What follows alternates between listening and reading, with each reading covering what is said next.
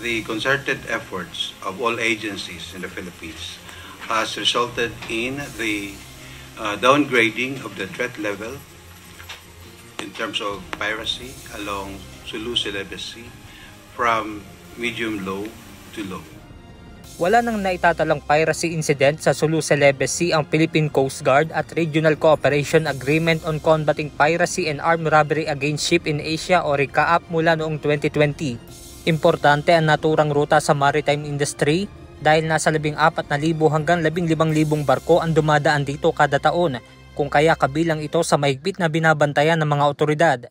That's a proud moment for the RCAAP as also for all the contracting parties and the member states of the Asia for ensuring incident-free region through their law enforcement agency. As far as the Philippines is concerned, the Philippines Coast Guard is doing a commendable job in the Southeast Asia region.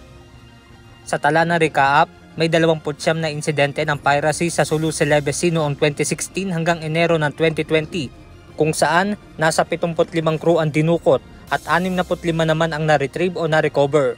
Pero wala na naitatalang kaso ng pamimirata sa naturang karagatan sa nakalipas na 4 na taon hanggang ngayon, kaya ibinaba na ang piracy threat level doon sa low category. Ayon sa Philippine Coast Guard, resulta ito ng pakikipagtulungan ng iba't ibang ahensya ng pamahalaan laban sa rebeldeng grupo na hinihinalang sangkot sa piracy incident. The collective effort resulted in the very good outcome in terms of piracy in the area. No Abu Sayyaf, so no pirates. Good social stability in the coastal communities means no youth can be enticed to do criminal acts. Piracy remains a function of economics, they say. So this is a metric that the government has actually succeeded in improving the quality of life of our people, even in the South.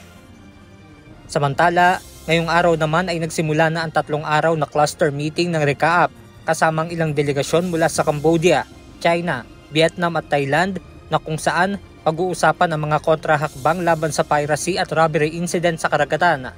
Kabilang din sa tatalakayin ang pagkakaroon ng unified strategy para husayin ang kaligtasan sa dinadaan ng ruta ng maritime industry sa Asia. Benedict Samson, UNTV News and Rescue. Diyos ang aming sandigan, serbisyo publiko ang aming pinahahalagahan.